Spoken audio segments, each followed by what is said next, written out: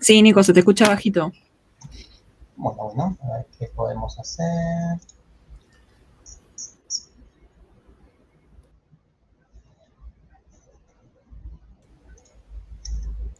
Ahí Homero dijo, más bajo de lo normal, pero se entiende.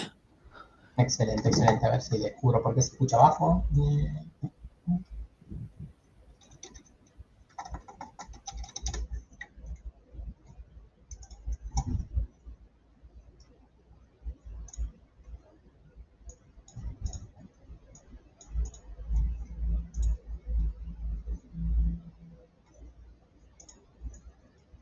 Bueno, a ver, ahí se mejoró un poco.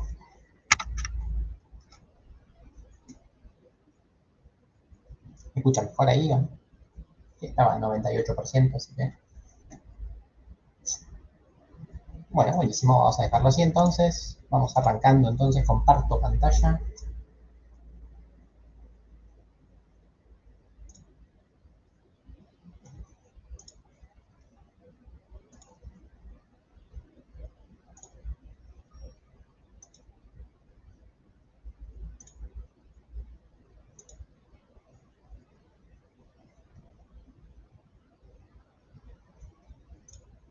Bien, ahí deberían estar viendo el campus, sin mostrar muchas cosas. Díganme, confírmenme que lo están viendo perfectamente.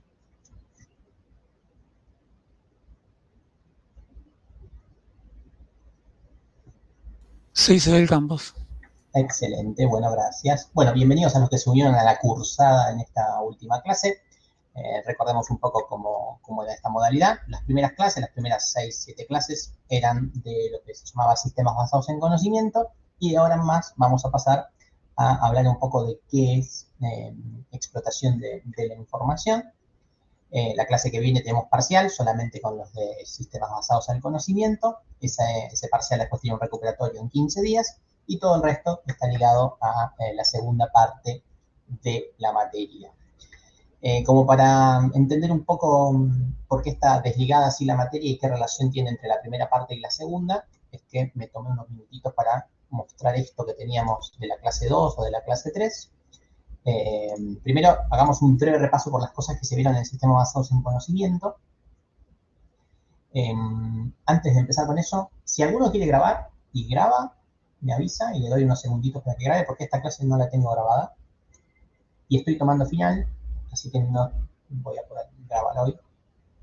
Así que si alguno quiere tomarse ese trabajo, si no, no importa, ¿no? Pero, porque hoy es fecha de finales y es probable que la clase de hoy sea corta por ese motivo, así me puedo ir al aula del final. ¿Se Y si puede alguno grabar graba, desde mejor. Sheets de alguna forma? Que yo sepa, Acá, sí, iniciar debe haber. grabación. Ustedes sé que pueden grabar y yo quizás también, pero yo tengo pocas pantallas. Sí, no importa. A ver si se puede. A ver, dejé de compartir un segundo. Voy a probar de grabar yo. Recording is on. Ah, listo. Ahí empezó a grabar alguien. Listo, gracias, Trota. Excelente. Bueno, vuelvo a compartir pantalla entonces. Ahora hay que ver si funciona. Eso es otra cosa. Bien, si no, no importa. La clase que viene vuelvo a repetir un poco las cosas claves de la clase de hoy y ahí sí grabo. Voy a estar en mi compu personal. Bien, entonces, repasemos un poco lo que se vio en la primera parte de la materia. Básicamente vimos lo que es un sistema basado en conocimiento, cuáles son las técnicas que se utilizan para la adquisición de conocimientos o la generación de reglas, y después empezamos a ver algunos algoritmos que se utilizan para comprender un poco los datos y para modelar a la información. El primer algoritmo que vimos es el algoritmo inductivo, ID3 con alguna de sus variantes. Luego vimos lo que eran las redes bayesianas y los mapas autogenerativos. Después vimos el concepto de redes neuronales y de retropropagación. Y la última clase estuvimos hablando un poco de K-means o de la generación de clúster para datos. Así que estas son las técnicas que vimos para sistemas basados en conocimientos, y las primeras clases medias teóricas de cómo es que funciona un poco la adquisición de reglas y esas cuestiones. Todo esto, dijimos que uno, como siempre que uno desarrolla un software o que desarrolla una tecnología, tiene que seguir alguna metodología. y habíamos planteado una metodología para trabajar un poco con este tipo de desarrollos, que en particular era la metodología CRISDM, ¿sí? Que justamente se basa en tratar de modelar trabajos de minería de datos.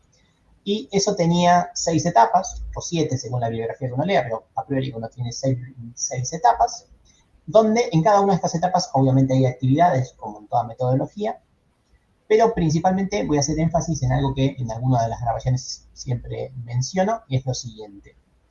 Obviamente la primera etapa es conocer al negocio, donde uno quiere desarrollar el determinado software. Después, entender qué datos tenemos o qué datos nos faltan para poder modelar ese negocio. Y una vez que uno tiene esos datos, uno tiene que meterle mano como para que los datos sean comparables y fácilmente utilizables. O sea, hay que preparar los datos para que se ajusten a nuestro modelado. Después viene la parte del modelado, que es donde uno aplica algunas de las técnicas que vimos a esos datos. Y por último, la evaluación de los resultados de dicho modelo. Y si todo está joya, la implementación. O sea, en líneas generales, eso es lo que pide la metodología. La primera parte de la materia, ¿sí?, la de sistemas basados en conocimientos, se basa en esto. Simplemente analizamos la etapa de modelado. O sea, ahí vemos justamente modelos o algoritmos para sacarle jugo a la información. En base a eso, obtenemos algún resultado final, bien sencillito, porque son ejemplos bastante de libros o bastante altamente googleables. O sea, trabajamos un poco con el modelado y con la evaluación. Esas son las primeras clases. Bueno, y estas dos etapas de esta metodología es lo que se llama hacer minería de datos. A minería de datos se lo suele llamar simplemente a estas dos partes. Es simplemente pensar en qué modelo aplicar y pensar en cómo son los resultados. A ese subconjunto de tareas se lo suele llamar simplemente hacer minería de datos. Ahora, para realizar un software basado en conocimiento, uno tiene que pasar por todas las etapas. La última etapa es la más obvia, ¿no?, que es la del despliegue, la de la implementación, es la de tener al software ejecutándose o corriendo en algún lugar. Esa es obvia, es para cualquier tecnología que uno haga en cualquier disciplina, pero lo que nos queda un poco pendiente y un poco hacia afuera es todas las primeras 3 actividades. Bueno, entonces la segunda parte de la materia, explotación de la información, es como se lo llama a estas 3 actividades, ¿sí? O sea, hacer la comprensión del negocio, la comprensión de los datos y la preparación de los datos es lo que se llama la explotación de la información, y es lo que vamos a ver en estas 2 o 3 clases que nos quedan. Es decir, es ver qué se le suele hacer a un dato para que se le pueda aplicar un modelo. Porque si al dato simplemente lo descargamos de internet, por más que le apliquemos redes bayesianas, ID3 o cualquier otra santa técnica que se les ocurra, mucho mejor que las que vimos seguramente, no les va a servir para nada. O sea, si el dato no sirve, el modelado no va a servir, y la evaluación no va a servir, y la implementación no va a servir. Entonces, en esta parte de la materia nos vamos a enfocar en ver un ejemplo, o 2 ejemplos en este caso, de qué habría que hacer en estas primeras 3 etapas, ¿sí? Entonces, de eso va esta segunda parte de la materia, y como ustedes habrán visto en el cronograma, explotación de la información, es decir, la segunda parte de la materia, no tiene parcial, sino que lo único que tiene es un TP. El TP ya lo tienen visible en el campus, pero se los voy a mencionar rápidamente qué es lo que hay que hacer. Recuerden que eran grupos, los grupos teníamos un foro que abrimos la clase 1 y la clase 2. Si alguno falta armar el grupo, todavía está a tiempo. Pero básicamente lo que vamos a hacer es, en grupos, van a tener que tratar de replicar algunas de las cosas que yo les voy a ir mostrando, pero en líneas generales lo que tienen que hacer es descargarse datos de donde quieran, y los datos que quieran o que les guste, de 2 fuentes distintas. Ahora pensamos un poquito qué quiere ser, pero supongan que es dato 1, la lista de estudiantes que entraron a la UNLA, dato 1. Dato 2, habitantes por ciudad.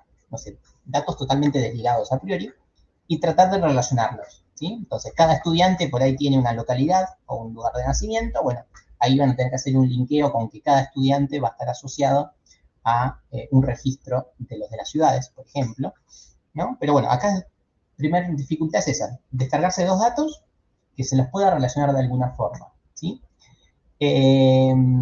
Además, alguno de los campos de estos 2 datos que se van a descargar tiene que ser alguna georreferenciación, ¿sí? O sea, algún dato tiene que ver con la geografía, ¿sí? Eso quedan ustedes, país, ciudad, no sé, como es en capital, como se llaman distritos, me sale, pero no tiene otro nombre, la comuna, etcétera. lo que quieran, o simplemente latitud y longitud, también eso podría servir, pero uno de los datos de las columnas va a tener que ser alguna georreferenciación. Así podemos aplicar alguna de las cosas que les voy a mostrar más adelante. Bien, y una vez que tienen esos dos datos, limpios, purificados y con las cosas que vamos a ver hoy, unirlos y en base, una vez que estén unidos, aplicar alguna de las técnicas que vimos en la primera parte de la materia o alguna más, ¿sí? Porque estas no son las únicas, sino que existen muchas más, o investigar y proponer alguna otra técnica de modelado, aplicarla y generar una visualización y un resultado final de los datos. En líneas generales, eso es lo que tienen que hacer en el TP. Dos datos unidos, limpios, aplicar alguna de las técnicas de la primera parte de la materia y no mucho más, ¿sí? Entonces, después lean el enunciado, pero a priori eso es lo que se pretende que hagan en la segunda parte de la materia. Díganme si más o menos me han entendido lo que hay que hacer. Después igual lean tranquilos y cualquier cosa que crean que está mal redactado, que no se entiende lo que hay que hacer, me dicen. Pero en líneas generales es eso, es hacer un trabajo de explotación de la información y de minería de datos. Es decir, sacarle algún jugo o algún valor agregado a los datos que uno descarga puros. ¿Bien? ¿Se entiende el objetivo de lo que pretendo? En castellano es aplicar las cosas que vimos en la primera parte de la materia. Ese sería como un castellano sencillo. Se entiende por mi parte. Bien, genial. Fuentes, pueden descargar de cualquier fuente. Siempre alguien me va a preguntar de dónde lo pueden descargar. La verdad que pueden de cualquier lado. Yo suelo aconsejar la página de la provincia de Buenos Aires, que tiene muchos datos abiertos, y hasta el año pasado, por lo menos, la página de la ciudad de Buenos Aires también tiene una fuente de datos bastante grande, públicos. Son dos fuentes fáciles de fácil acceso y que uno está más o menos familiarizado con la información, pero pueden descargar de donde quieran, ¿sí? Hay un montón de repositorios de datos. El que quieran, del tema que les guste, y si no les gusta el tema también pueden. No hace falta que sea de un tema de su interés. Traten de que no sea muy difícil el proceso de lo que se va a tratar de hacer, ¿sí? Porque tenemos un mes como para hacer esto. La idea es que simplemente apliquen alguna de las técnicas. ¿Cuánto tiempo tienen para hacer esto? Bueno, tienen tiempo hasta el 20 del 10, o sea, casi un mes, efectivamente, para la entrega del TP. Una vez que está el TP, lo van a tener que subir al foro que ya está habilitado. Lo tienen que subir en formato de Colapse. ¿Qué es el Colapse? Es una herramienta de Google que está disponible en Drive, que es simplemente un entorno para ejecutar Python. No sé si en algún momento lo han usado. En alguna materia quizás le han mostrado algún ejemplo corriendo ahí. Es una forma rápida y sencilla de ejecutar Python. De hecho, yo creo que les dejé algún ejemplo en algún momento en esta materia. La idea es que me entreguen solamente eso, un link a el Colapse, así yo no pierdo tiempo en levantando ningún entorno ni nada por el estilo, y yo le doy play y se ejecuta todo lo que quieran que se ejecute, ¿sí? Lo pueden hacer en todo lo que admita Colapse. Colapse es la ejecución online de Jupyter, es decir, que admite la JUES de Julia, Jupyter, la API de Python y la R de R. O sea, pueden utilizar esos tres lenguajes, Julia, Python y R. Yo nunca he hecho nada en Julia, he hecho muy poco en R, en Python quizás les puedo seguir un poco más, pero a priori es libre mientras lo puedan entregar en Colapse. ¿Sí? Son los tres lenguajes que pueden utilizar. Bueno, así que esa es la entrega del TP. ¿Sí? La entrega del TP, un link a ese Colapse, y en la defensa del TP, ¿sí? Como son fechas que la primera, que es en la que espero que aprendan todos, es virtual, para no perder tiempo en una clase que cada uno va defendiendo, son 6 grupos, lo que les propongo, y ahí lo dice en el enunciado, es que graben un videito corto, creo que puse 10 minutos, donde me cuentan lo que hace el algoritmo y lo ejecutan y me muestran los resultados. ¿Sí? Yo esta clase de presentación de TP, miro esos videos, les pongo la nota y si alguno recupera, lo recupera en la clase siguiente de forma presencial. ¿Bien? Así que esa sería cómo sigue la materia. ¿Alguna duda con esto? Sí, Nico. Entonces, la clase que viene, para los que estamos solo cursando la segunda parte de la materia, no deberíamos, básicamente... No, porque es el parcial. Es el parcial presencial, efectivamente, así cierro el primer bloque. Perfecto. Y Bien. entonces la clase del 20 del 10 tampoco, solo irían presencial los que van a dar el recuperatorio, los que tenemos que entregar el Exactamente. TP solamente virtual. Exactamente. El 20 del 10 es la fecha límite para entregar el TP. A ver, el Perfecto. TP lo pueden empezar tranquilamente ya. O sea, no hace falta ni que me escuchen la clase de hoy, porque yo la clase de hoy lo que les voy a mostrar es un ejemplo de lo que hay que hacer. ¿Sí? No es que les voy a contar cómo funcionan las funciones, los procedimientos, las técnicas, no. A ver, básicamente es recorrer datos, hacer un for de datos, hacer un group by, o sea, cosas que ya saben, ¿sí? En líneas generales. Yo simplemente les voy a hacer un esquema de lo que habría que hacer en el trabajo. Yo hoy les voy a mostrar la primera parte y la clase del 13 del 10 les voy a mostrar cómo generar algunos resultados con esos datos. Pero no es que voy a explicar mucho, ¿sí? Simplemente les voy a mostrar algo parecido a lo que espero que entreguen, ¿sí? De hecho, pueden usar lo que yo les voy dando para irlo siguiendo. O sea, yo lo voy a hacer con una fuente de datos, ustedes agarran otra fuente de datos y simplemente duplican lo que yo hago. Duplican en la medida que se pueda, ¿sí? Porque hay cosas que por ahí no se pueden, ¿sí? Sí, en el parcial entra lo teórico. Bien, me siguieron con esa pregunta que me había hecho Valentín, creo. Yo, la clase de hoy, 29 del 9 y la clase del 13 del 10, voy a ir mostrando un trabajo de explotación de la información y de minería de datos hecho en Collabs, motivo por el cual yo espero que hagan algo parecido ustedes con otra fuente de datos, ¿sí? Entonces, una de dos, o se largan solos o me van siguiendo un poco el hilo de las cosas que voy haciendo como para que hagan lo mismo con las dos fuentes de datos, ¿sí? Bien, ¿alguna duda con cómo sigue la cursada o lo que vamos a hacer?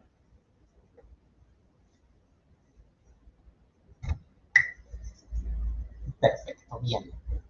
Bueno, yo ahora, esta clase y la próxima, voy a ir mostrando Collabs, ¿sí? Collabs que armé yo hace, no me acuerdo, en pandemia creo, para un posgrado que estaba haciendo, que Collabs que son relativamente viejos, pero son públicos, los pueden ver, y los voy a ir dejando a medida que avancemos con la materia, ¿sí? O sea, ya tienen invisible, pero ya está lista, la solapa de explotación 1, donde les voy a dejar los 3 Collabs que voy a mostrar ahora, ¿sí? El segundo Collabs es probable que ni lo usen, pero el primero y el tercero quizás sí. Así que bueno, les voy a empezar a contar un poco de esto. Bueno, este es un collapse, ¿sí? Esto es un collapse, ¿sí? Es una... Le voy a cambiar un poco para no van a ver nada. Un collapse básicamente es una herramienta online, ¿sí? Donde uno puede interpretar código Python, Julia y R. Es muy sencillo porque uno le dan un link y simplemente aprieta play y se ejecuta el código fuente. Y lo otro interesante que tiene es que pueden mezclar texto con código fuente, ¿sí? Entonces yo lo que espero es que cada vez que vayan haciendo algo, me lo comenten o me lo acompañen de un texto donde me expliquen por qué están haciendo lo que están haciendo. Y abajo en algún momento, ahora explico un poco todo lo que están haciendo, está el código fuente y el resultado del código fuente, ¿sí? Código fuente, resultado del código fuente. Bien. Esto es Collabs por si alguno no conocía el entorno. Bueno, entonces pasemos a ver un poco qué es lo primero que uno hace cuando consigue datos, ¿sí? Primer problema que uno puede tener con los datos, ¿cuál piensan que es? ¿No? Supongamos que me dicen, no, los datos están allá. Bien, buenísimo. Que sean verídicos. Bueno, que sean verídicos podría ser una, pero hay otra peor, ¿sí? ¿Cómo sé yo si son verídicos o no? O cómo sé si están incompletos, cómo sé si están poco estructurados. Todo eso es cierto, pero hay algo peor. Hay un primer escollo que hay que superar. Que sea mucho para procesar. Ese también, pero antes de ese también hay otro. Está todo bien lo que dijeron, pero el primer problema que pueden llegar a tener es el formato de los datos, ¿sí? Entonces, los datos, más allá de que pueden tener todas esas cosas que dijeron, primero hay que saber en qué formato están para saber cómo recorcholis hacer la lectura. Una vez que uno hace la lectura, ahí sabe si lo puede interpretar, si están completos, si están estructurados, si están de verdad, si son verídicos, etc. Entonces, uno lo primero que tiene que ver es en qué formato están. Hoy por hoy hay un montón de formatos estándar útiles que ustedes ya los conocen, ¿no? Obviamente conexión con una base de datos sería lo mejor, pero nada, acá hay ejemplos de cómo levantar CSV, cómo levantar TXT, cómo levantar JSON, o sea, todo esto está acá en estos ejemplos, que son como los datos más utilizados. Y en particular, como yo quiero que se ejecute en un Collabs, lo que les voy a pedir es que los datos que se descarguen, que estén en el formato que estén, los suban al mismo drive, así el drive tiene acceso a la información. ¿Se entiende esto? Porque si ustedes se descargan datos y los descargan de forma local, cuando yo quiera ejecutar el drive va a buscar sus datos y no los va a encontrar. Entonces, los datos los van a tener que colgar en el drive, ¿sí? Entonces, Esto es lo primero que muestra este collapse, que no tiene mucho que ver con la materia, pero está el ejemplo de cómo se hace. Algunas instrucciones básicas de, por ejemplo, acá me lista todas las carpetas a las cuales tengo acceso en el Drive, no me interesa, ¿sí? Acá importa, bueno, las librerías necesarias de Drive y de Google para poder montar el Drive, es decir, para tener acceso a mi Drive. Y una vez que está montado, bueno, obviamente con este comando podemos listar todos los archivos que tengo en mi Drive de acceso. Y en particular, esta es la próxima línea, que quizás es la que más importa, es elegir con qué datos van a trabajar, ¿sí? En particular, todo lo que les voy a mostrar ahora a continuación está con este set de datos, que es un dato del tipo CSV, que básicamente son recorridos, ¿sí? De gente por estaciones, ¿sí? Estaciones de subte y de tren, ¿sí? En particular de subte ¿sí? O sea, son los registros que hay hechos con la SUBE de usuarios de subte, ¿sí? No me acuerdo si están los de tren, creo que son solo los de subte. Entonces, primer escollo, conocer en qué formato está la información para saber cómo leerlo. Bien, entonces esto es lo primero que van a ver en ese Drive, en ese collapse, perdón, es simplemente cómo levantar un CSV y cómo levantarlo desde Drive. Cuando hice esto en pandemia, había que hacer todo esto. Ahora, no me acuerdo cómo, pero por acá hay un botoncito que dice montar Drive. O sea, estas 4 o 5 líneas de código están traducidas acá. Creo que si uno cliquea este botón ya automáticamente monta Drive. O sea, ni siquiera son necesarias estas líneas. La que sí es necesaria, obviamente, es la línea de lectura de la información.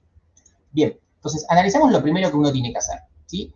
Comprender el negocio. Entonces, básicamente, yo acá les estoy diciendo, bueno, yo les voy a mostrar 2 ejemplos en la clase. Uno es recorridos por SUBE, o sea, cada vez que alguien apoya la SUBE, se registra ese usuario que puso la SUBE a una determinada hora, en una determinada estación, en un determinado molinete. O sea, lo primero que uno tiene que saber hacer es justamente eso, es qué herramientas estás utilizando para capturar esta información, la SUBE, los molinetes, la tecnología que se utiliza para apoyar, dónde están las estaciones, o sea, uno debería tener eso, cuáles son los horarios en los que funciona el subte. Eso se llama que es la comprensión del negocio básica. Pero después viene la comprensión de los datos, que acá es donde más me voy a enfocar, es ver qué información tengo ahí yo, a ver si es que todo me sirve o si hay partes que no me sirven. Entonces, eso es lo primero que uno tiene que hacer, y por lo general uno empieza con lo que se llama una inspección de los datos. Acá vemos un comando básico, ¿sí? Que, bueno, DF es el nombre que en este caso le puse a lo que se llama un data frame, ¿sí? Que es básicamente un formato que se utiliza con esta librería Pandas. O sea, Pandas es una de las librerías más importantes de Python para trabajar con grandes volúmenes de datos, y Pandas trabaja con lo que se llaman data frames, ¿sí? Información en frames, o sea, información en cuadrículas. Así que si la información no está en ese formato, hay que pasarlo a data frames para que Pandas lo entienda. Si usan otra librería no hay problema desde ya, pero bueno, DF, sepan qué significa eso, data frames. O sea, todo separado en frames, y los frames uno los piensa como matrices. Entonces, hace la simplificación de que todos los datos los podemos visualizar con este formato, ¿sí? Formato de tabla o de matriz. Un comando básico, como para saber hacer una inspección rápida, es el comando de get, que básicamente lo que hace es te muestra los primeros datos, ¿sí? Para que veas qué cosas tiene, ¿no? Obviamente, acá vemos que tiene de qué año fue el registro, cuál fue el usuario, obviamente no lo conocemos, pero por lo menos sabemos ID, a qué hora fue el origen del recorrido, ¿sí? Cuál es el ID de la estación en la que puso la SUBE, ¿sí? Un nombre de la estación en código, bueno, etcétera. Latitud y longitud de la estación, etcétera. Bueno, esto es lo primero que uno debería hacer, ¿no? Hacer un printeo, hablando mal y pronto, de la información para entender qué cosa hay. ¿Bien? Y de acá en más, uno lo primero que tiene que hacer es decir, bueno, ¿me sirven todas las columnas? ¿No me sirven? ¿Hay alguna columna que por algún motivo esté siempre nula? ¿Hay alguna columna que está guardada con un formato que no me sirve? Etcétera. Entonces, lo primero que uno hace es esto, la visualización de los datos. ¿Bien? Después, bueno, acá está la visualización pura, donde simplemente poniendo df play te muestra todos los datos, donde todos los datos están entre comillas, ¿no? Porque te muestra los primeros y los últimos. Es simplemente para conocer un poco la estructura. Después acá le muestra cómo cargar datos, pero directamente desde Git. Esto también es bastante útil. Si no quieren tener los datos en Drive, los pueden dejar directamente en un repositorio y pueden leer directamente el repositorio, ¿sí? Con un comando parecido. Acá está, ¿sí? Acá lo leen directamente desde Git. No aporta nada, ¿no? Porque son los mismos datos, simplemente es otra fuente de información, ¿sí? Nada. Primera parte es esa, es simplemente visualizar los datos, ¿sí? Acá hay algunas variantes de cómo visualizarlos, ¿no? Simplemente mostrar los primeros 3, mostrar los últimos 3, tiles serían los últimos 3 de la cola de datos. Mostrar un ejemplo cualquiera de 3, esta opción suele ser bastante útil, sample, es un ejemplo de 3, o sea, 3 cualquiera, porque a veces visualizar los 3 primeros, o los 3 últimos, los 5 primeros, los 5 últimos, arrastra algún error, porque por ahí los primeros y los últimos tienen alguna anomalía con respecto al resto, entonces suele estar bueno mostrar datos aleatorios, para si hay algún error detectarlo más fácil. Bien, bueno, acá esta instrucción no sé si sirve mucho, la de copiar datos de un data frame a otro. Bien. Bueno, y acá empezamos a ver la información del otro data frame, el data frame que estuve leyendo al final, que es con el GitHub, ¿sí? Donde acá lo que se hace es algo parecido, pero no con estaciones de subte, sino que se lo hace con estaciones de lo que, no sé si sigue, creo que sigue funcionando, no sé si tanto como antes, lo que eran las ecobicis, ¿sí? No sé si las vieron, eran bicicletas que estaban en Capital, donde uno las sacaba de una estación y las ponía en otra estación, ¿sí? Cada bici tenía su ID, cada persona con un aplicativo destrababa una bici, la usaba por un determinado tiempo y la dejaba en otro lugar. Entonces vamos a tener registro de quién sacó la bici en qué momento, cuánto tiempo la usó y dónde dejó la bici después, ¿sí? Entonces esto es lo que acá estamos viendo con este comando, el comando info, me dice cómo este data frames tiene guardada la información.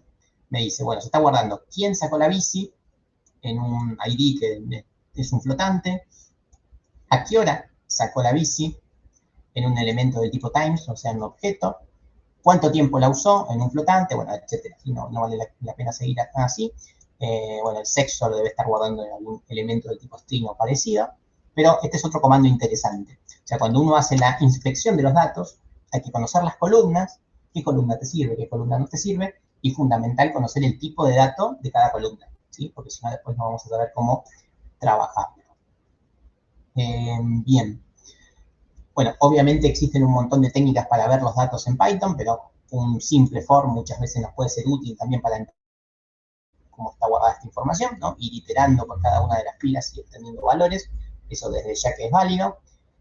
Bueno, acá algunos, no me quiero enfocar en la puntualidad de la sintaxis, ¿no? Porque justamente cuando estábamos dando esta materia, explicábamos Python también. Acá no me interesa que aprendan Python, sino que interesa que aprendan a obtener los datos, ¿sí? Acá muestra cómo hacer alguna iteración desde 5 hasta el infinito, etcétera. O sea, variantes del for en Python, que mucho no nos interesa, pero básicamente lo van a poder utilizar para recorrer filas o columnas según como lo planteen.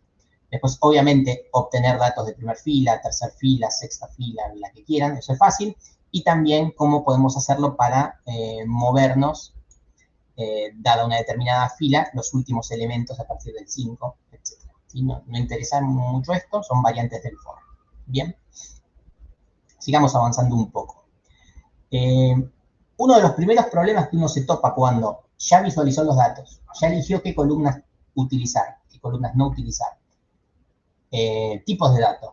Cuando ya analizaron un poco todos esos los que mencionaron, suele surgir el problema que muchas veces, más allá de que las fuentes sean o no distintas de la información, muchas veces un mismo dato se lo guarda de forma distinta o de una forma que no nos interesa.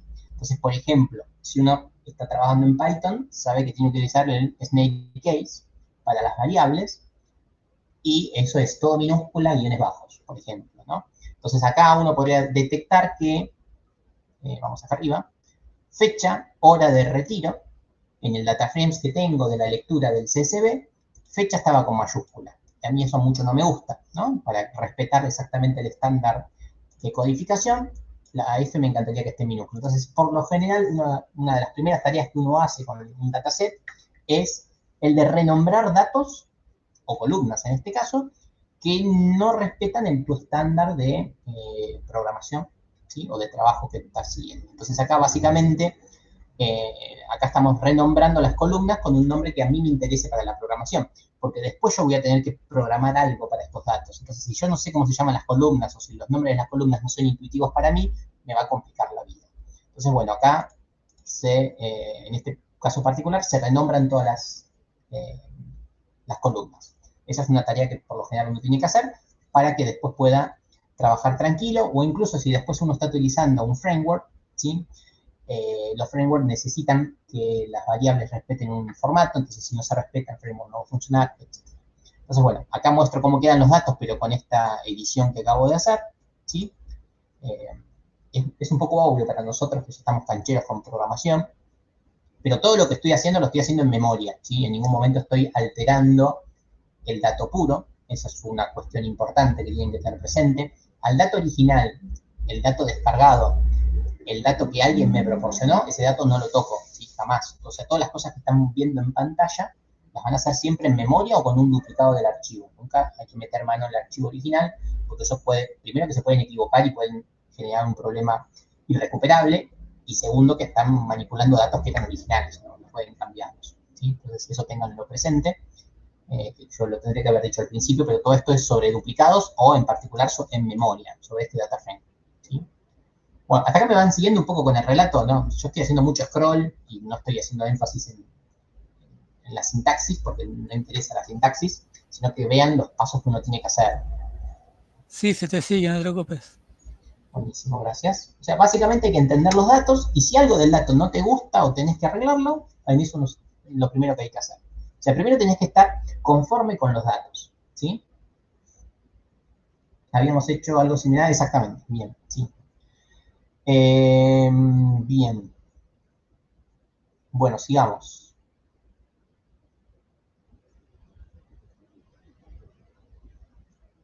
Recuerdo haber subido... Sí, la idea es que justamente los datos sean muchos y que sean bastante pesados. No me acuerdo si es en este o en el de los subtes, que tenía algo así como 500.000 líneas. O sea, 500.000 registros. ¿Sí? Pesaba como 4 gigas. Si es muy pesado y no entra en el drive, es mejor la segunda opción, que es la del git, ¿sí? Bien. Bueno, ¿cómo acceder a cada una de las columnas? Mucho esto no interesa. Bueno, acá lo que también suele ser útil, una vez que uno ya más o menos entiende los datos, es conocer algún valor estadístico de las columnas o de combinación de las columnas para tener una idea de cómo se mueven las magnitudes. Por ejemplo, magnitud por excelencia de la probabilidad, la media, saber cuál es el tiempo medio de uso de las bicicletas, ¿no? En este caso me está diciendo que las usan por 16 minutos. Entonces ahí uno ya tiene un primer resultado, no dice mucho, pero 16 minutos uno podrá hacer 30, 40 cuadras, no sé cuántas cuadras podrá hacer. Pero suele ser útil tener este tipo de referencias también con una primera inspección de los datos. Todas estas funciones, por lo general, uno no las tiene que programar, ya están hechas. Por ejemplo, tenemos acá en Python el comando de descripción, descript, donde te muestra algunos de los estadísticos básicos de la columna tiempo de uso, ¿sí? Está diciendo que en tiempos de uso hay 203.000 registros, o sea, hay 203.000 registros no nulos de tiempo de uso, la media es 16, el mínimo es 0, o sea, no la usaron, el percentil 25, el percentil 50, el percentil 75, ¿cuál es el tiempo máximo que lo han utilizado? ¿Sí? Parecería ser que había un tope de 2 horas, y estándar debe ser el desvío estándar de 10 minutos, ¿sí? Suele ser útil tener bien presente también estos estadísticos para antes de tirarse a hacer algún tipo de modelado. Bueno, después acá en la distribución de masculinos, femeninos o informados no importa mucho, pero todo esto ya está resuelto, por fortuna, ¿sí? Pues este tipo de cosas, este tipo de discriminación en Python ya se puede hacer, ¿sí? Entonces, bien, acá visualizamos una columna, mucho no interesa. Contamos usuarios distintos, esto también puede ser relativamente útil. Saber si hay, en este caso, recurrencia de alguna persona utilizar las bicicletas. No va a ser el caso, pero muchas veces una misma persona puede generar muchísimos datos, ¿sí? Y quizás no nos interesa. En este caso, obviamente, va a estar bastante distribuido. La gente va a trabajar una vez por día, ¿no? En el caso de las bicicletas o de los subtes o de lo que sea, pero podría ser que haya un foco de datos, ¿sí? En base al data frame que estén generando, o podría ser que femeninos o masculinos generan más información unos que otros, tampoco es el caso en este caso. Bien, sigamos scrolleando un poco. Bueno, las filas las pueden numerar o trabajar como matriz, para eso ahora después tengo otro collapse. A ver qué otra cosa uno suele poder hacer. Esto mucho no me interesa. Bien, de todo esto mucho no me interesa. Acá es básicamente, estoy mostrando cómo se genera una matriz con filas y con columnas para después en esas filas y columnas guardar valores del data frame. O sea, acá lo estoy explicando para gente que no tenía ni idea de lo que es una matriz, ¿sí? O sea, todo lo primero fue simplemente enseñé a usar una matriz. Y acá después lo que hice fue generé una matriz de destinos. Entonces dije, desde el origen 1 al destino 1 hubo 45 viajes, desde el origen 1 al destino 2 hubo 112 viajes. O sea, estoy enseñando cómo construir una matriz que simplemente cuenta sucesos. ¿Sí? Como habíamos hecho en programación, y en programación de computadoras en C habíamos hecho cosas parecidas a esta. Acá simplemente lo estoy enseñando a hacer en Python, pero no aporta mucho. ¿Sí? Sigamos con alguna de las... Uy, puse play, me haber roto todo. Lo bueno que tiene Collapse es que si las cosas funcionan una vez, uno muestra el resultado de esa vez que funcionó. Entonces no hace falta ejecutarlo a cada rato. Ven, yo recién acabo de apretar play y quizás se rompe todo. Ven, algunas cosas se rompieron. Sí, name error, a ver si, ¿qué pasó? Porque los datos no están en el mismo lugar que estaban cuando lo empecé a mostrar. A ver si puedo ir para atrás. Si no, Lo tenías en una base de datos diferente. O lo borraste. No, a ver, lo tenía en un drive y por ahí ahora no está. Sería cuestión que me vuelva a descargar los datos.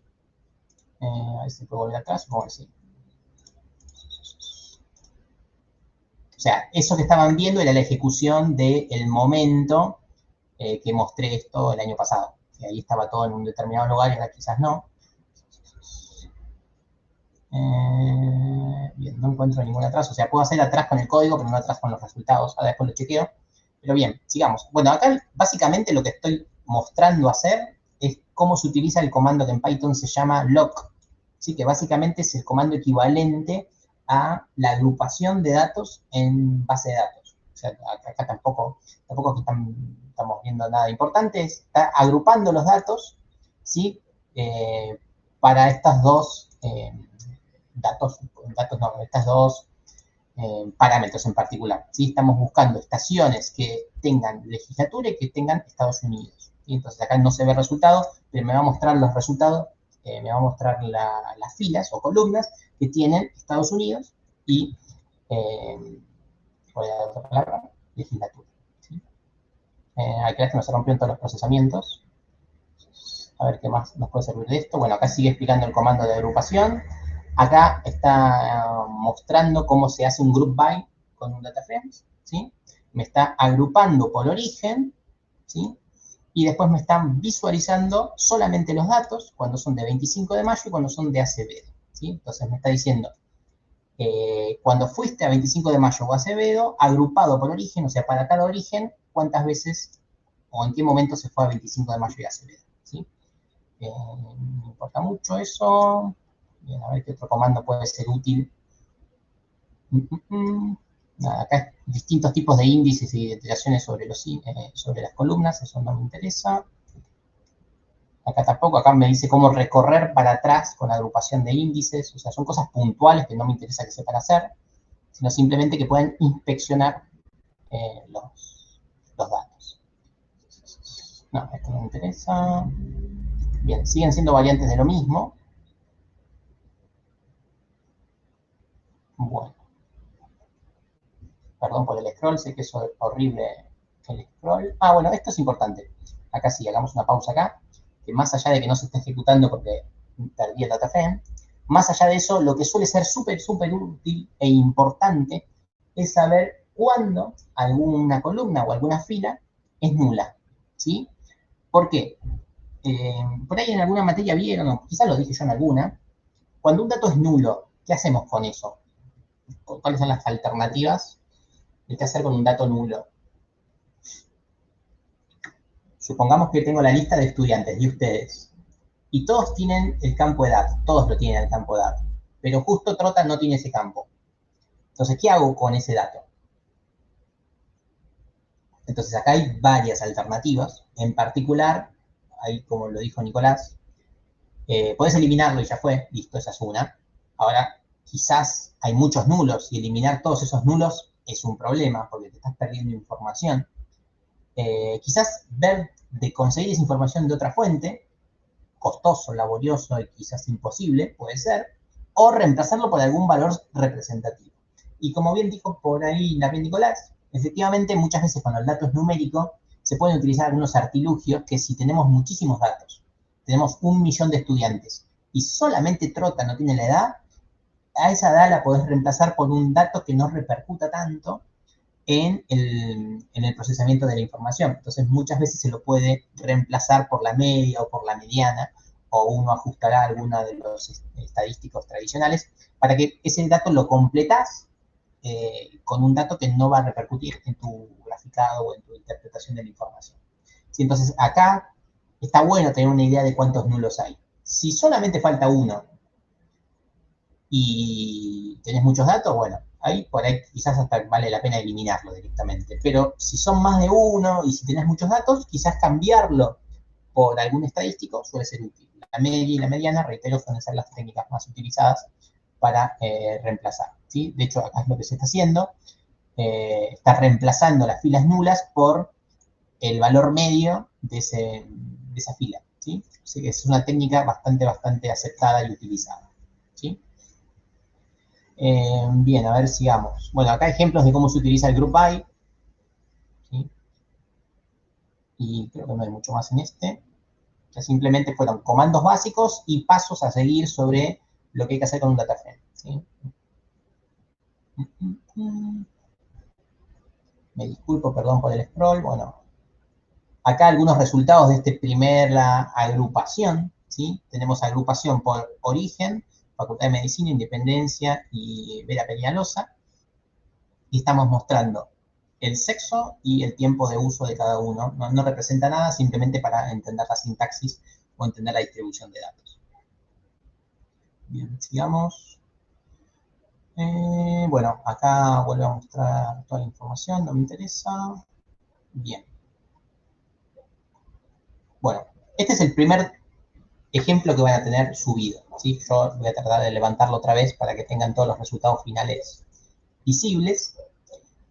Pasando en puro, porque hice mucho scroll y muchas cosas que por ahí se perdieron, ¿qué hay que hacer? Es elegir un set de datos y inspeccionarlo. Inspeccionarlo quiere decir aprender a leerlo, aprender a mostrarlo, visitar cada una de las columnas, ver si alguna columna no te interesa, porque es probable. Si alguna columna no te interesa, eliminar esa columna, ver cuántos nulos hay, pensar qué hacer con esos nulos, o dejarlos en stand-by por ahora hasta cuando uno tiene idea de qué cosa hacer, chequear cómo se llaman las columnas, ponerles un nombre que te sirva como columnas, chequear, eso creo que lo hago en otro collapse, chequear cómo está guardada la información, porque a veces se generan algunos problemas con la info, ¿sí?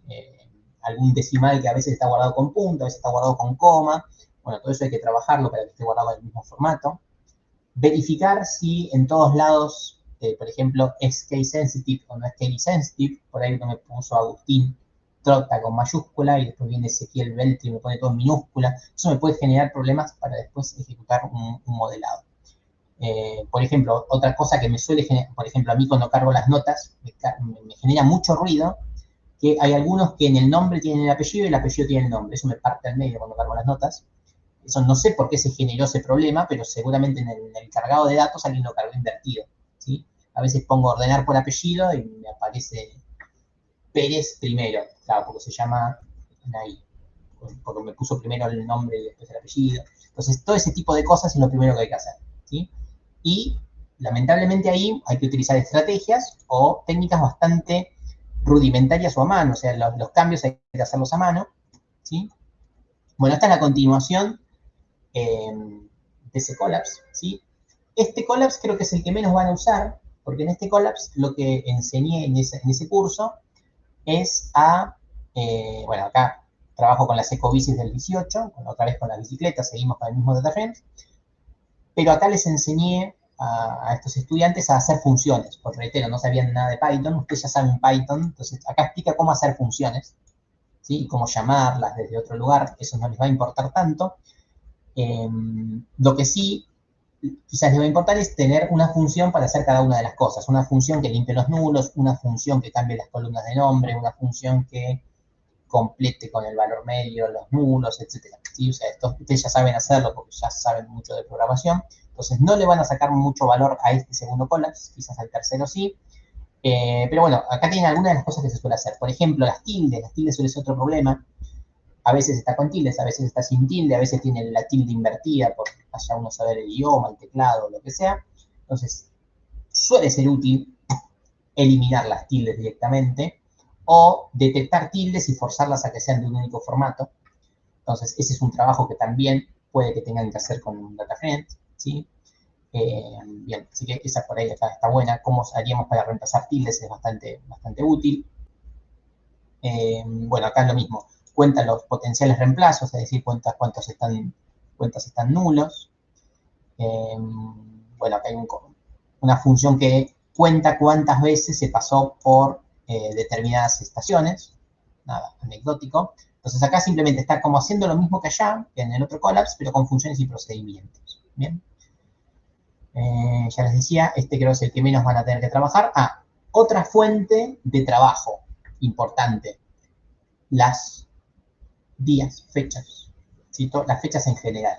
Las fechas en general suelen estar en muchísimos formatos distintos, incompatibles entre sí, o uno trabajado con una biblioteca y otro con otra librería, etc. Entonces, va a haber que seguramente sentarse en los primeros días del estudio de DataFriend a ver cómo están guardadas las fechas y guardarlas en un formato que a vos te resulte cómodo para hacer el estudio que uno quiere hacer, ¿sí? Por ejemplo, acá tenemos, en la primera columna tenemos el día, mes y año, y en la segunda, horas, minutos y segundos. Bueno, a mí particularmente me ha resultado bueno siempre tener todo separado, o sea, año, mes, día, 3 columnas separados, hora, minuto y segundo en 3 columnas separados, aunque la hora, minutos y segundos muchas veces se las puede manejar así, pero ese es un trabajo donde también descárguense un set de datos y chequeen si las horas entre estos dos datasets que tienen que unir son compatibles entre sí, si no van a tener que hacer algún trabajo de este estilo, ¿sí?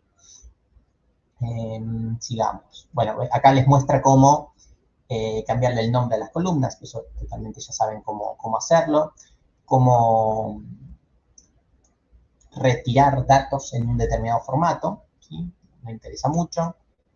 Pero bueno, lo que quiero que quede acá asentado es que justamente las fechas y las horas suelen ser un escollo a superar en minería de datos y en explotación de la información. Bueno, acá una traducción rápida de día de la semana, texto, y a ver si hay algo más. Bueno, acá cómo movernos por las tablas, dejando fijado en alguna fila, alguna columna, ¿sí? Pivoteo por tablas. Bueno, bien. Creo que nada más sobre este, no. No, bien. Entonces, de este último, no hay mucho más que todo esto, reitero, habla de cómo visitar filas y columnas. Ya les digo lo que quiero que hagan con este collapse. Bueno, acá parece que hice un montón, pero no, simplemente está separado orígenes y destinos y un contador de origen y destino. ¿Sí? Reitero, como habíamos hecho en programación. Entonces, está agrupado de una forma que la información la puede hacer de formato matricial. ¿Sí? Entonces, se salió de 25 de noviembre y se llegó a 9 de julio 7 veces. Y así con toda la información.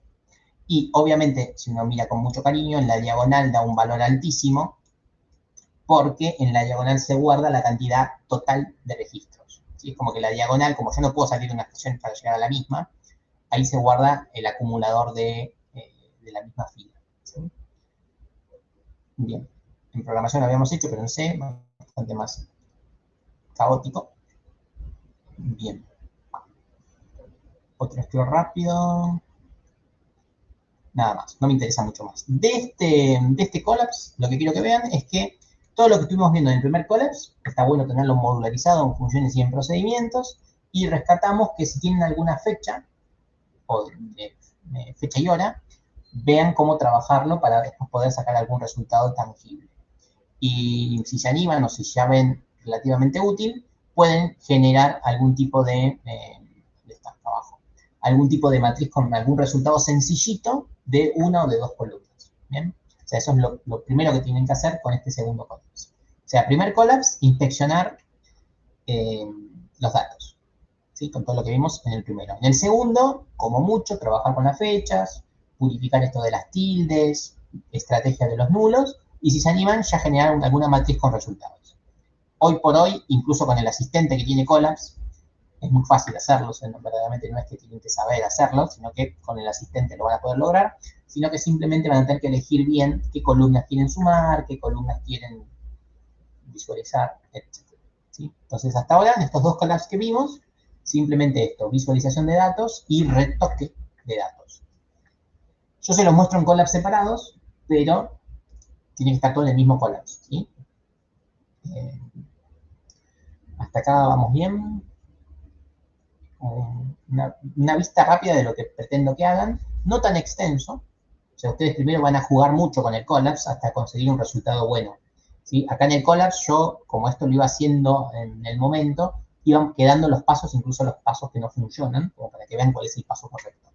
Ustedes simplemente primero juegan y después ponen el resultado final explicando por qué hicieron lo que hicieron y nada más. Y como para última meta de lo que tienen que hacer con los datos, es este último collapse que les dejo visible, que es por lo general hacer una visualización de los datos a nivel gráfico. ¿Sí? La primera fue una visualización al nivel de printeo, o sea, printear por pantalla resultados. Ahora, una visualización a nivel gráfico, a ver si podemos sacar alguna primera conclusión con la estadística básica, con la probabilidad estadística básica que uno conoce y con lo que uno sabe de matemática básica. ¿Sí? O sea, tirar una curva y ver si detectamos alguna anomalía o alguna conducta de los datos. ¿Sí? En este caso, en este collapse, estoy utilizando la librería Matplotlib, ¿sí? Obviamente también en Python, y seguimos trabajando con las bicis, en este caso las bicis del año 2019, es el mismo set de datos, el mismo, solamente que no superó toda la limpieza que le hice previamente, ¿sí? O sea, todo eso estaba hecho con el 2018, con el 2019, y entonces acá lo que van a ver son algunos comandos de visualización gráfica, donde reitero, acá yo iba explicando las técnicas, entonces empiezo desde lo más básico, hay un comando que se llama plot, y plotea los viajes, pero bueno, lo plotea horrible, ¿no? No sabe qué plotear, pobrecito, plotea, pero no sabe qué hacer, entonces seguramente uno tiene que ir dando más información a las funciones, para que grafiquen cosas más consistentes. O sea, de los viajes, no me grafiques todo, sino que graficame las edades. Bueno, ahí el plot ya empieza a tener un poquito más de sentido. Te dice cuánta gente había de determinadas edades, ¿sí? Tampoco termina de tener mucho sentido. Entonces, por lo general, uno empieza a utilizar gráficos ligados a la probabilidad. Entonces, por ejemplo, acá vemos un cuckoo plot, ¿sí? O una caja de bigote, lo suele llamar, donde se grafica la edad. ¿Sí? Este gráfico me dice mucho más que los otros dos, ¿no? Este lo habrán visto en probabilidad estadística o mate 3, no me acuerdo cómo se llamaba la materia, donde, ¿cómo es la lectura de este gráfico? ¿Sí? Estos gráficos suelen ser útiles hacerlos, me gustaría que hagan alguno. ¿Cuál es la interpretación que uno tiene de estos caja de bigote o box plot, también se lo suele llamar? ¿Qué me dice ese gráfico?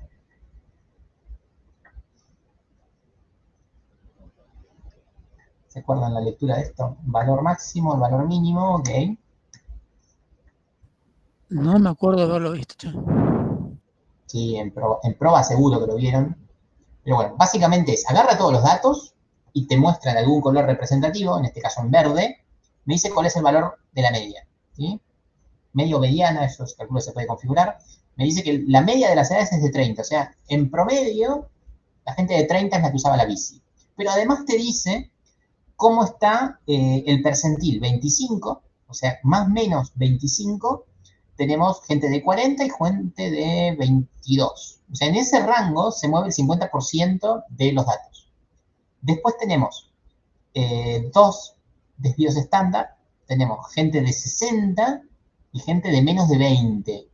¿Sí? O sea, te da información de los percentiles. Y además, como dato separado, te dice quiénes están por encima de los dos desvíos estándar de los datos. O sea, no llego a ver cuántos datos son, pero son varios datos de gente por encima de los dos desvíos estándar.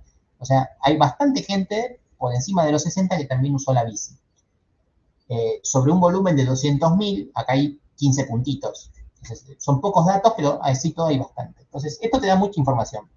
Valor medio, cómo está en cuanto a los desvíos estándar repartida la información.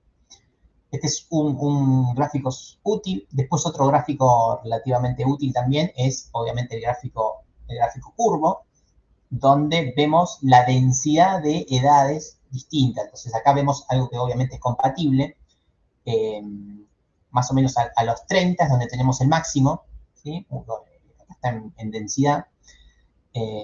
Un 5% de los datos son de 30 años, y cercanos a los 30 tenemos entre 4 y 3%, entonces esto hace que justamente la media esté cercano a esto, porque tenemos mucho peso cerca de los 30 años. Y a medida que nos acercamos en edad o que caemos en edad, la densidad baja, obviamente. Pero estos son gráficos que están totalmente configurados, o sea, simplemente uno tiene que elegir las variables y ver cómo graficarlos. Bueno, y acá justamente tenemos el resultado, justamente, que coincide desde ya con los gráficos. Y bueno, después acá, generar un gráfico más a mano, ¿sí? Acá enseñaba cómo hacer dos paneles para graficar cosas distintas. En uno el box plot, en otro la curva. Esto ustedes, obviamente, ponen ChatGPT y le dicen, haceme un gráfico de 4 paneles, ya saben cómo hacerlo. No tiene mucho sentido explicar eso. Los gráficos, obviamente, suele ser útil un título, un subtítulo para identificar lo que estamos mostrando. Y avancemos un poco más. Estos son los mismos datos que simplemente lo que estoy haciendo es mejorándolos. O sea, le estoy metiendo un eje, le estoy metiendo líneas de cuadrícula. O sea, poco a poco voy mejorando el gráfico. ¿Ven? Ahí le puse líneas horizontales. Acá le puse líneas para el promedio y la mediana. ¿Sí? Eso también suele ser útil tenerlo punteado de alguna forma. Le cambié el color a la media del box. O sea, poco a poco va avanzando. Acá cambié el tipo de dato, en vez de hacerlo de tipo box o de tipo lineal, lo hice de tipo barra, ¿sí? Femeninos y masculinos, cambié de edad a femenino y masculino, gráfico estándar. Box plot de mujeres y de varones por edad, ¿sí? Y por tiempo de uso. O sea, lo mismo que había hecho antes con la totalidad de los datos, acá lo separé por varones y por mujeres. ¿Sí? Así que bueno, ahí tienen como otra meta para cuando ya elijan sus datos. Generar boxplot separados por distintas discriminaciones de una determinada columna. ¿Sí? No les puedo dar muchos ejemplos porque no sé qué datos eligieron, pero no sé, goles de los mundiales de fútbol, que me acuerdo que alguien lo usó el año pasado. Bueno, sepárenlo por jugadores de más de 30, jugadores de menos de 20, jugadores de entre 20 y 30, y me hacen los boxplot, la distribución de goles de esa gente, cuál es la media, etcétera. Sí, por lo primero que me acordé, pero estaría bueno esto, varios boxplot por distintas discriminaciones de datos. Bueno, después acá hay otro gráfico importante que acá se llama scatter, pero básicamente ¿qué es? Es una dispersión en puntos, ¿sí? O sea, para cada coordenada de tiempo, edad, o sea, hay una persona de 21 años que estuvo 10 minutos. Hay una persona de 21 años que estuvo 30 minutos. Y así con todos los datos. Obviamente eso genera una contaminación visual muy grande. Entonces se le agrega una tercera dimensión, que es la dimensión del color, o sea, una escala de color. ¿Sí? Cuanto más intenso está el color, quiere decir que más gente cumplió con eso. O sea, hubo más gente de 21 que estuvo 10 minutos. Entonces, habíamos visto que en promedio, la gente de 30 era la que más utilizaban, y estamos viendo que cerca de los 30 la utilizaban entre 10 y 15 minutos. Ahí hay como un bordo bastante intenso. Entonces, este gráfico también da bastante información, ¿sí? Ustedes por ahí no ven nada porque estoy compartiendo pantalla y no se llega a ver la distinción de colores, pero es un buen gráfico como para, de un pantallazo rápido, conocer cómo están distribuidos los datos. Pero la vista de los colores, eso te mata. Es horrible, sí, es la vista automática, ¿no? Todo esto obviamente se puede setear y uno sabrá cómo hacerlo. De hecho, ¿ves? Acá tenemos un par de colores, ¿sí? Naranja, púrpura, pero esto es altamente configurable y filtrable, no hace falta hacerlo con todos los datos, pero te da una primera información. Bueno, así como teníamos en la descripción, tenemos lo que se llama el summary, ¿sí? El sumario de los datos. que me muestra un informe detallado de un montón de estadísticos de esos datos. Bien. Bueno, acá el ejemplo que ya lo vimos. Bueno, acá estamos ploteando, déjenme recordar que estoy ploteando, fecha y hora. Ploteo simple, obviamente no te da ninguna información. Te dice que en determinada fecha hubo 6.000 viajes. Ah, qué bueno, no me dice mucho. Entonces acá se empieza a trabajar con cómo mejorar un poco eso. A priori, al mismo gráfico lo separé en varones y mujeres. Entonces me dice, para cada fecha, cuántos viajes hubo. Pero ahora encima me lo dice para hombres y para mujeres. O sea, ya en líneas generales estamos viendo que los hombres usan más las bicicletas que las mujeres. O sea, esa es una primera conclusión, que hasta ahora no la teníamos, ¿no? Y no solo así, sino que es en cada día. Cada día del año, los hombres usan más las bicicletas, no hay dudas. En ningún momento la violeta estuvo por encima de la amarilla, en ningún día. ¿Sí? Entonces ahí tenemos una información bastante amplia para 200.000 datos. Sacar esa conclusión es un montón. ¿Sí? O sea, como que no hubo ningún dato que diga lo contrario. Bien. Así todo, el gráfico no se lo ve muy lindo, entonces acá se lo sigue purificando un poco. Se agregan las líneas horizontales. En este caso, fin de semana suele ser útil. Miren lo que pasa los fines de semana, ¿no? Yo ahora, a medida que voy viendo el gráfico, voy recordando algunas conclusiones. No hay viaje en fin de semana. No sé si no hay viajes, pero se desploma, ¿sí? En los fines de semana, de 4.500 viajes pasamos a menos de la mitad, a 2.000, menos de 2.000, ¿sí? Casi un tercio de los viajes. Y tiene sentido, ¿no? La gente no va a trabajar, la gente si usa la bici, la usa para pasear. Entonces, los números caen, tanto para hombres como para mujeres. Algo que es obvio, porque todos conocemos cómo funciona la humanidad. Para un set de datos, nada es obvio, y hay que demostrarlo justamente con los gráficos o con el análisis. Pero uno podría no saber nada de la ciudad de Buenos Aires, y uno podría sacar esa conclusión. Che, nadie usa la bici los fines de semana.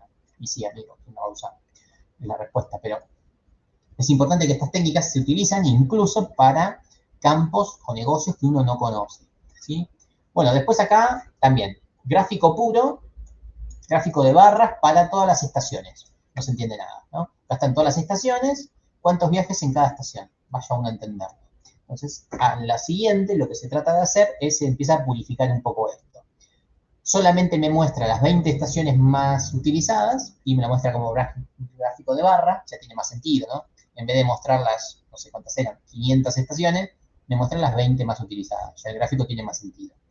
Siguiente cosa que se le hace, se le agrega promedio y mediana, donde promedio y mediana es de todos los datos, no solamente de los 20 que muestro, acá creo que muestro 25, pero bueno, ven cómo es el mismo gráfico que uno lo va puliendo para que se entienda más y se vaya purificando.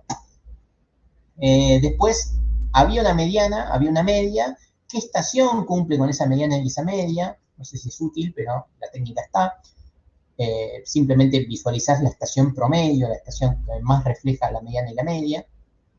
Después acá tenemos otro que es un gráfico, una dispersión lineal de orígenes y destinos. O sea, para cada origen, cuántos destinos hay. ¿Sí? Es una dispersión de cuántas veces en un origen tenemos un destino.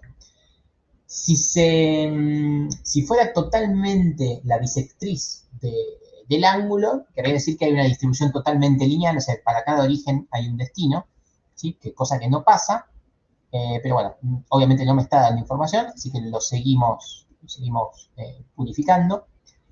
Entonces, para cada origen, ¿qué destino hay?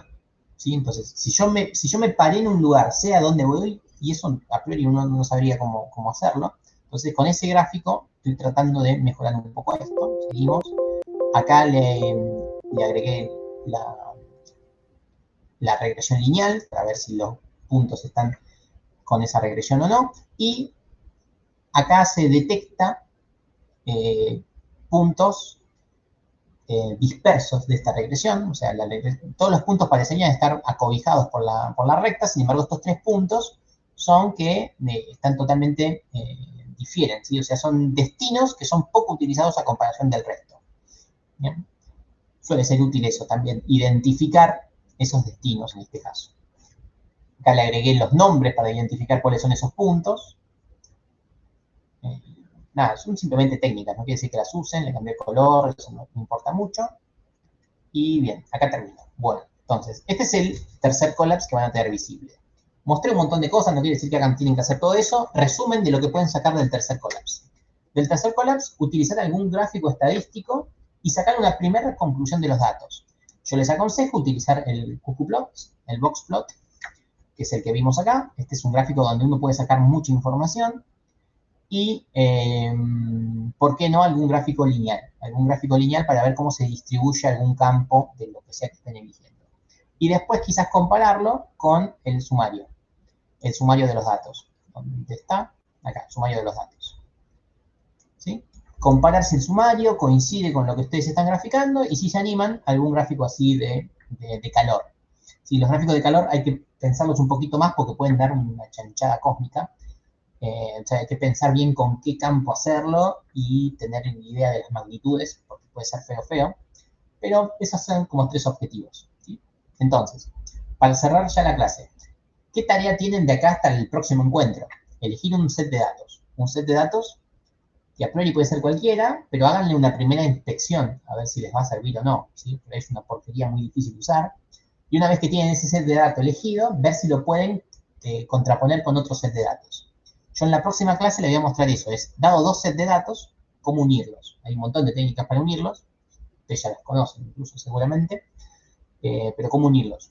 Si lo necesitan hacer antes, nada, investigan cómo se puede hacer, pero es muy sencillo. O sea, tiene que haber un campo ID, un campo de referencia de una tabla a la otra. O sea, lo mismo que hacían en base de datos, se hace acá con DataFrames. ¿Sí?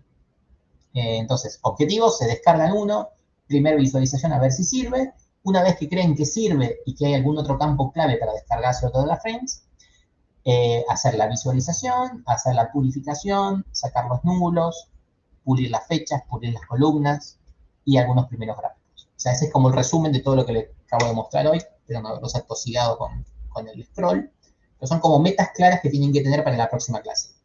Set de datos, visualización, columnas, cambios de nombres, sacar tildes, llenar nulos, eliminar nulos o lo que quieran hacer, pero el dataset ya tiene que estar más o menos disponible para utilizar. ¿Bien?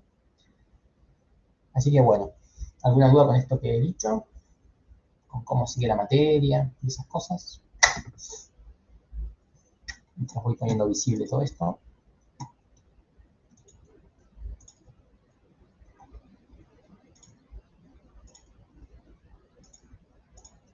Creo que tienen permiso solo de lectura a los collapse, pero si llegan a tener permiso de edición, no le den play porque se va a romper como se me rompió a mí. Yo ahora tengo que sentarme a volver a revivir la clase. ¿Que por qué no anda? A ver, ¿por qué puede ser que se pudo haber roto?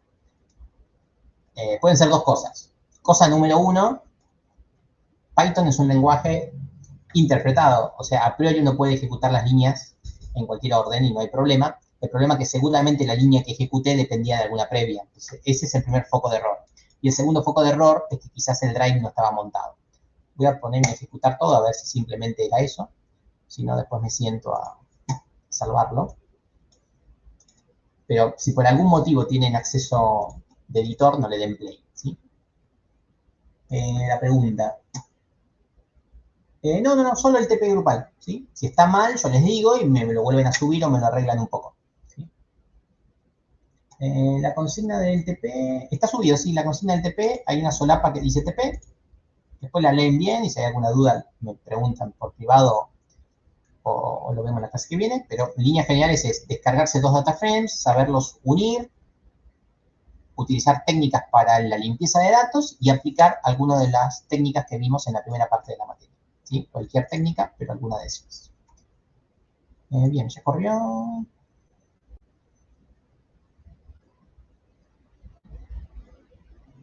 Bien.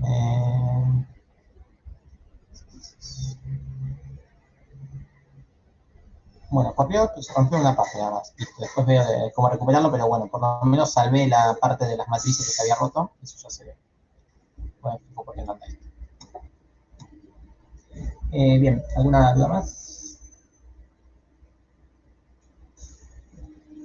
Efectivamente, sí, a ver, no es algo que me tienen que mostrar, simplemente fueron metas que yo les puse de acá hasta la próxima clase. O sea, hasta la próxima clase ya tengan el dataset, ya sepan leerlo, ya sepan mostrarlo y ya métanle mano en el sentido de borrar las columnas que no sirven, borrar las filas que no sirven, completen los nulos para después no hacer cuentas con datos que no están, y esas cosas. O sea, meterle mano y hacer algún gráfico sencillo como mostré en estos 3 collabs. No mucho más que eso. ¿Sí?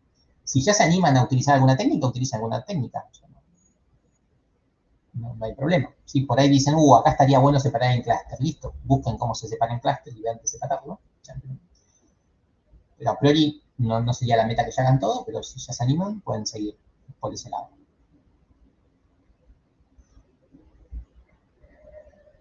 Bien. Bueno, ¿algo más que quieran consultar?